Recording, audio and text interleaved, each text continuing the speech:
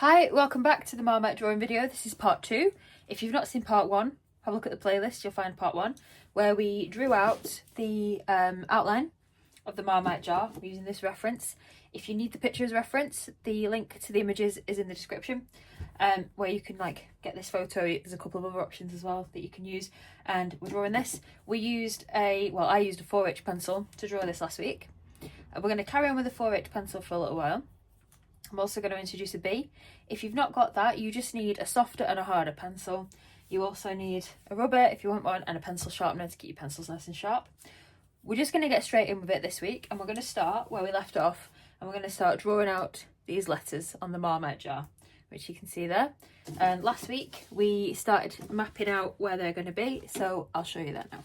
Okay, so hopefully that's bright enough and you can see it. We've got the reference image up on the side here. We've got a couple of lights on the paper so that it's quite well lit. Hopefully you're going to be able to see this absolutely fine, but I'll keep pausing to make sure that you can see what we're actually drawing.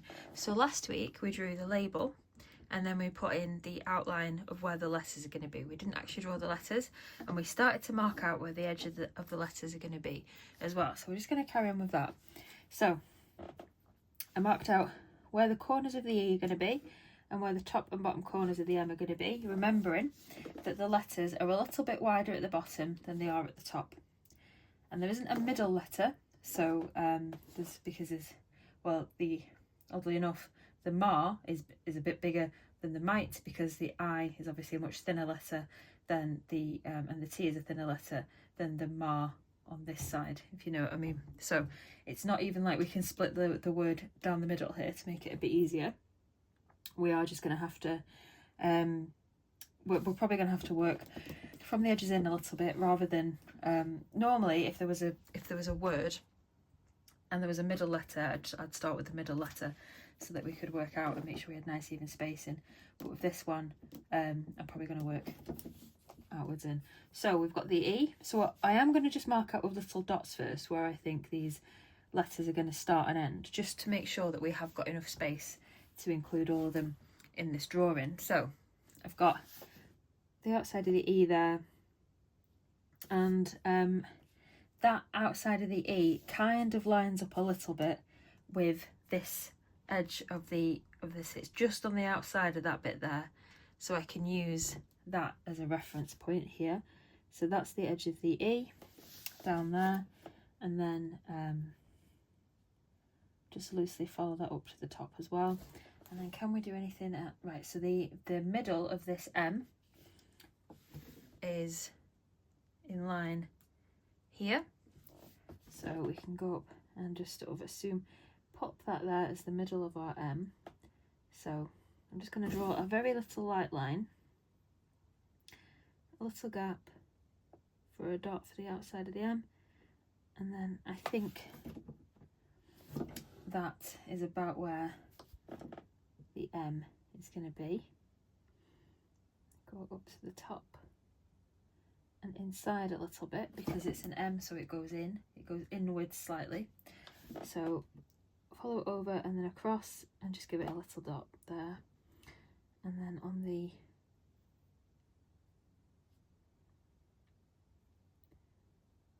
okay, I think very, very loosely, hopefully you know what I'm getting at here. So I've just dotted out where I think the corners of the letter will be. Okay. And like we said last week, we need to remember that you draw a word in, you don't write it in. So I am just going to very loosely put a line. So I've got a very light pencil here, a 4H.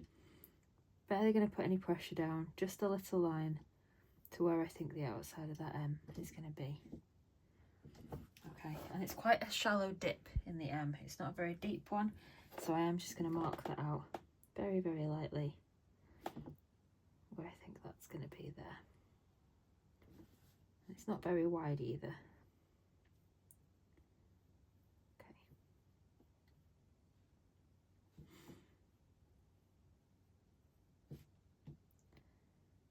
And then that goes up there, up there.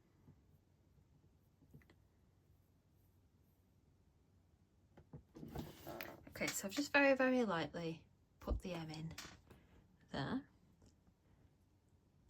And now I'm just going to kind of repeat this process and just mark out the corners of the letters and then very, very lightly draw them in.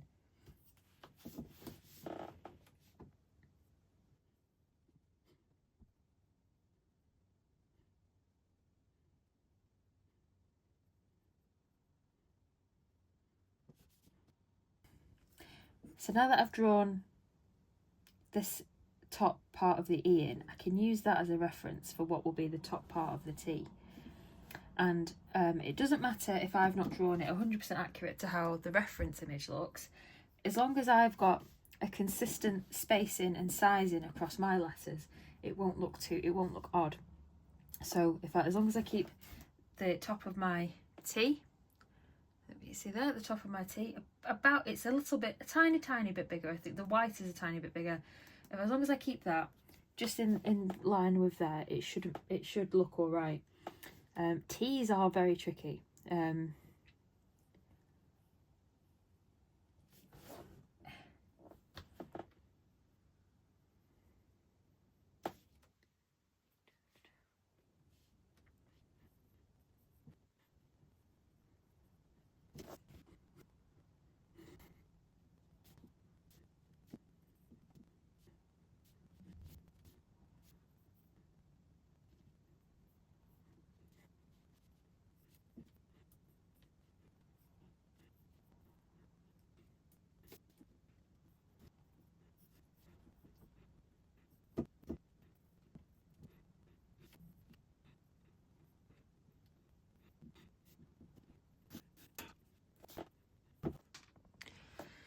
Okay, so I've sketched these letters out now. There is still room for change on these. They also do have the big thick outline that we need to add. This M, I'm quite surprised by how big that M came out. It does need shrinking down a little bit, I think. I think I've possibly done the E a little bit too small. I think is how that's ended up happening. So I could, I think what I'm going to do is just rub these out only up to the mar. I think is fine. This M needs to be bigger anyway, but this is too big. I think this E is just a little bit too small, so I'm just going to go and do that bit again.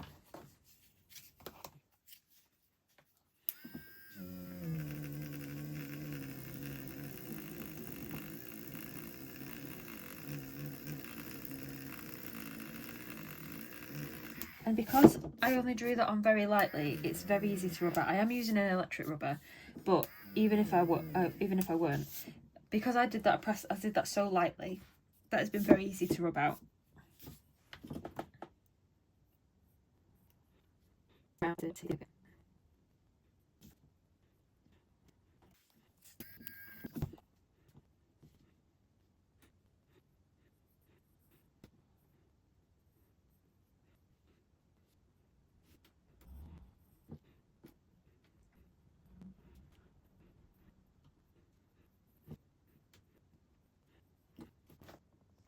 Okay, so this time it's only very, very slightly smaller, but it's also a little bit more in proportion to the other letters now. And now I'm going to go around and just draw in, because it's got this thick outline, the Marmite word. I'm just going to go in and add the outline in now as well.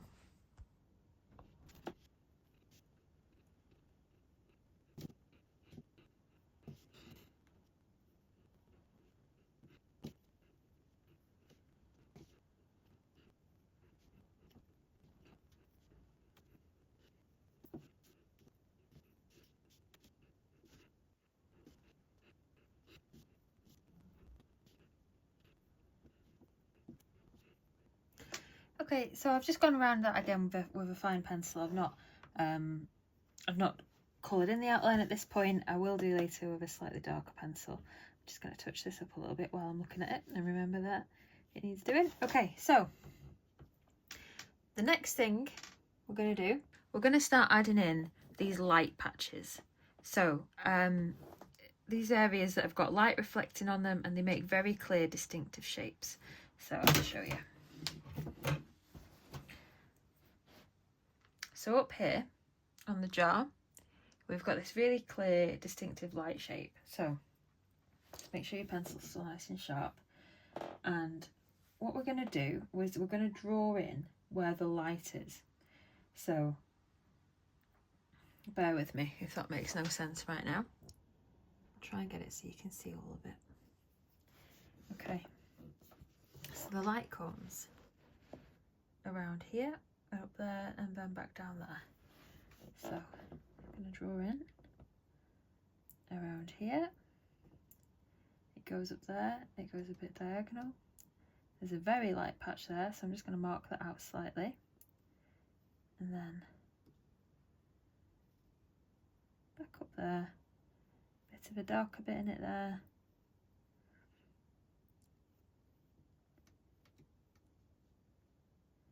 And you want to make sure it curves with the contours of the bottle as well. And there we go. And then there's a bit of a darker bit in it there.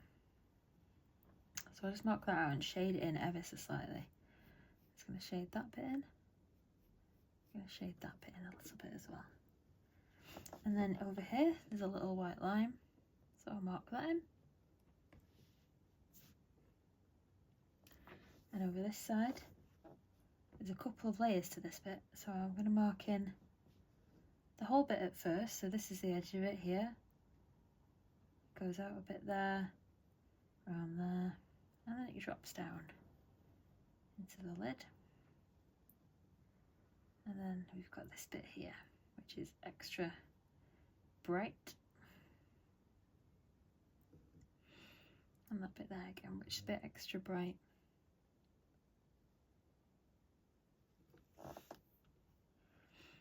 Okay. On the label even, we've got some, so we're going to add, it's like a little triangle shape. It looks like a long Christmas tree.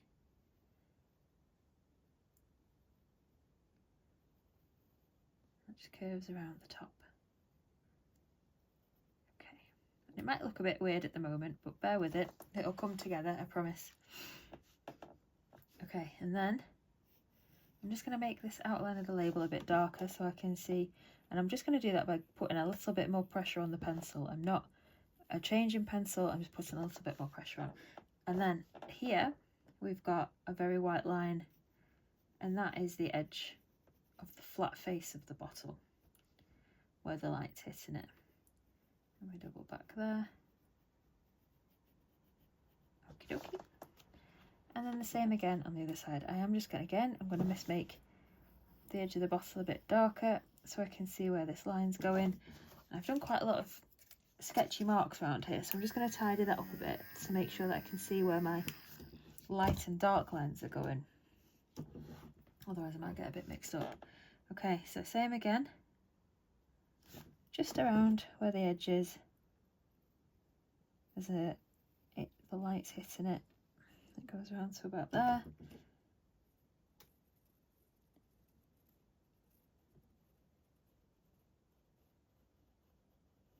Okay, and you do want to try and keep that space fairly clean. Okay, and there's a bit more here.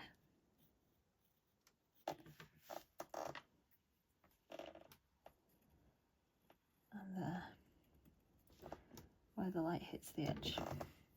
Hopefully this is making sense at this point. If not, you might see it start to come together a little bit. And then at the bottom, there is a light patch that goes up down the bottom, and then it doesn't quite go all the way around, it stops there, and that bit comes round, and that actually goes all the way around the bottom, and it cuts off there. And this light patch here comes up to the label, but then there's some darker patches in it that we're just going to mark out. This is about sort of marking out negative space, really. Okay, just giving the label a bit of an outline there. There's a bit of a dark patch here. So this is all a light patch, so now we just need to mark out the dark patches inside that light patch, if that makes any sense at all. Okay, and then that curves around the outside of the jar to there. And just mark out the outside of the jar a bit more there. And if you squint your eyes, so quite often you'll see artists squinting at things, and that just cuts out the mid-tones, so that just lets you see the dark and the light a bit better when you're drawing. You can see on this label here, this label, maybe I should have started with that, this label actually illustrates perfectly what we're doing. This label has the dark and the light bits marked out, so we'll just do that ourselves now. On the jar, draw these lines in. That's the dark bit, put it in the spoon as well, and then that's where the shadow is, up there. We're not going to worry about the writing on that area yet. And then just mark out this jar a bit more. Okay, so far I'm hoping you can see it.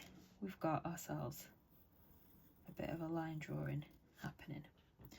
Up on this top label, up here, we've got a bit up there we can do.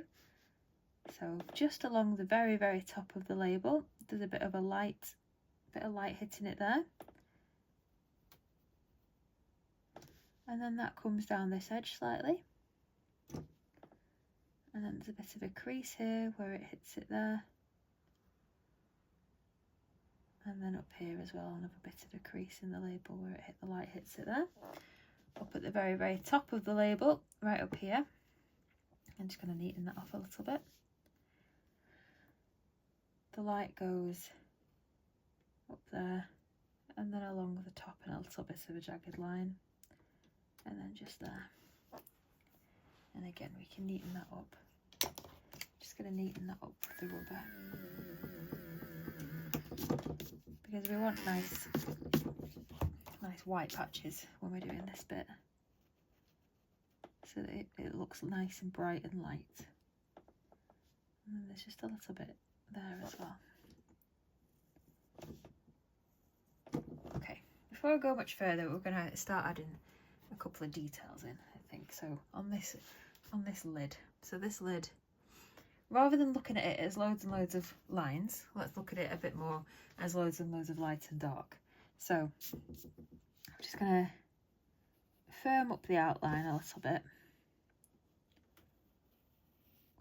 Again, just pressing a little bit harder. And then we'll add this lip here. Not pressing down too much, but we want it to be quite visible in a minute. So we'll do it nice and light at first, and then we'll go back over it. And it only needs to be a couple of millimeters away from the edge of the lid. And again, that bit's a little bit messy, which doesn't matter too much because it's actually quite dark, that bit. But let's do it here. As we're going, we might start to notice a couple more light and dark areas that we want to add in. Like on the rim of the jar here, there's a little bit that we've missed. So we can go in and add that bit in. Always remembering that the jar is of course curved, so we want to add the curve in as we're drawing. And that bit goes up there.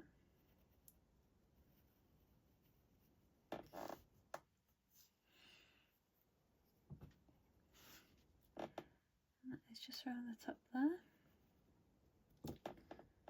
And then a little bit down at the bottom here as well.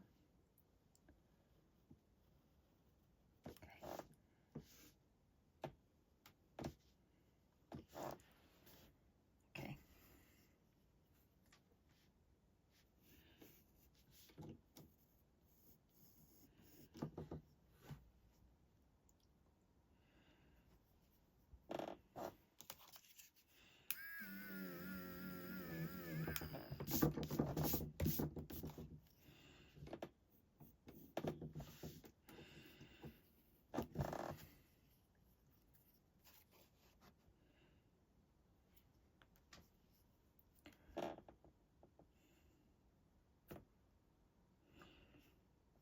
Okay, so what I'm going to do here, we're going to start drawing these lines into the lid.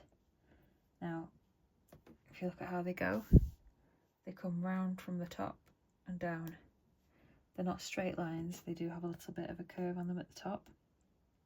So we're just going to put a little bit of a bump in, on the very top of the jar.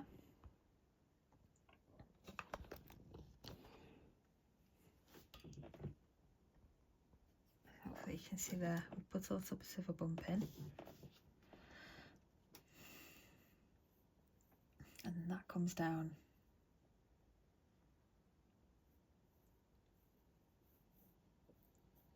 And that's just one of these. And that's just one of these little ridges. So then again. And again, we need to make sure these get smaller as they go. So a little bit of a bump in. Down the end. And then just add the line downwards. And then I'm just going to work my way along here. Again, just making sure these bumps get smaller as we go. Towards the end, they're pretty much just lines. So I might want to just mark out a couple of lines.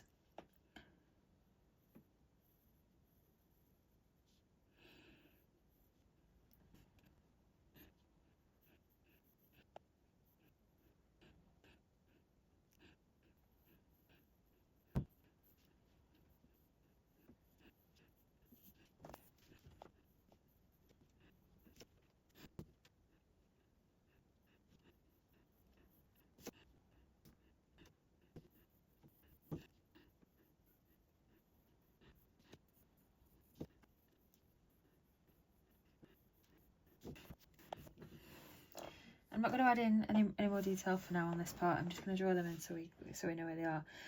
So what I am going to do now is just go around and firm up some of these outside lines. I'm just going to sharpen my pencil slightly.